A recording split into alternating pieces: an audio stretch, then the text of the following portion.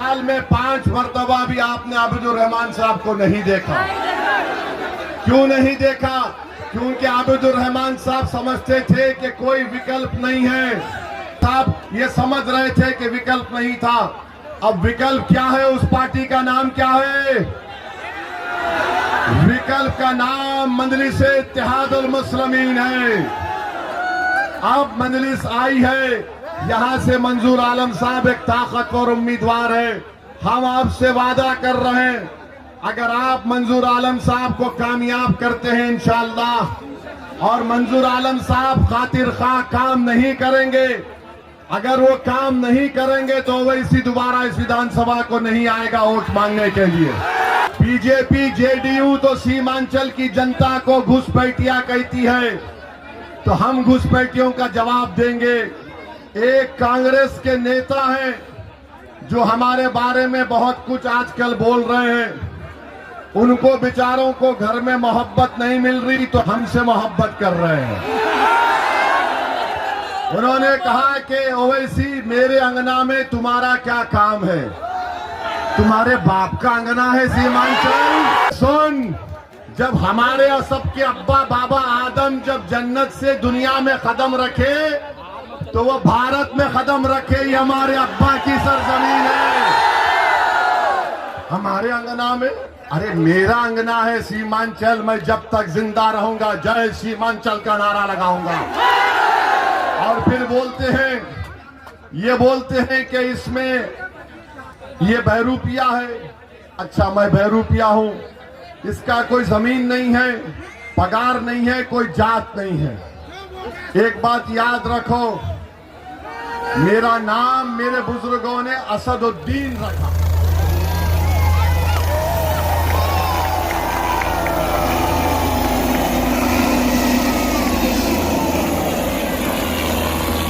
कि बताओ आपने 17% अल्पसंख्यक समाज से क्या इंसाफ किया?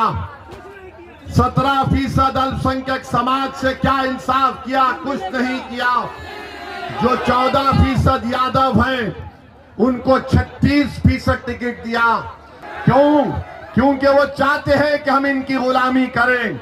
वो चाहते हैं कि हम इनके नेताओं के आगे दरी को बिछाएं। मजलिस ये कह रही है कि दरी हम नहीं बिछाएंगे, तुम बिछाओगे, नेता हम बन के दिखाएंगे तुमको इंशाअल्लाह।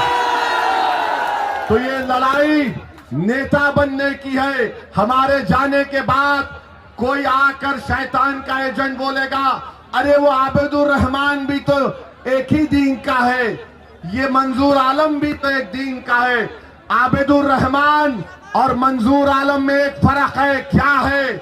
आबिदुर रहमान अपनी जबान नहीं खोल सकता जब तक कि उसके सियासी पार्टी के आका उसको हुक्म नहीं देते। आबिदुर रहमान की जबान है, मगर उनको गूंगा बनाकर रख दिया गया है।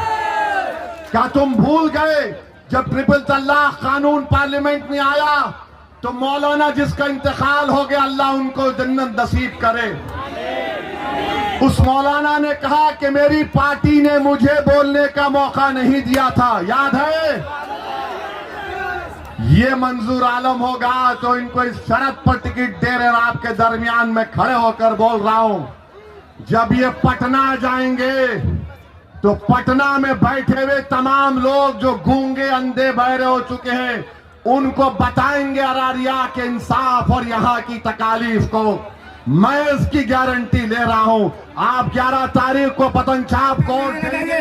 जनाब बैरिस्टर असदुद्दीन ओवैसी साहब, जनाब मंजूर आलम साहब, अररिया की जनता। मेरा नाम मेरे बुजुर्गों ने असदुद्दीन रखा। असदुद्दीन के माने क्या होते? अल्लाह के दीन का शेर। और तेरा नाम टप्पू पप्पू है। और फिर तू नहीं जानता कि असद हैदर कर्रार की निस्बत से भी है, तो बहरूपिया तो असद नहीं हो सकता। मैं अपनी आवाज उठाता हूं।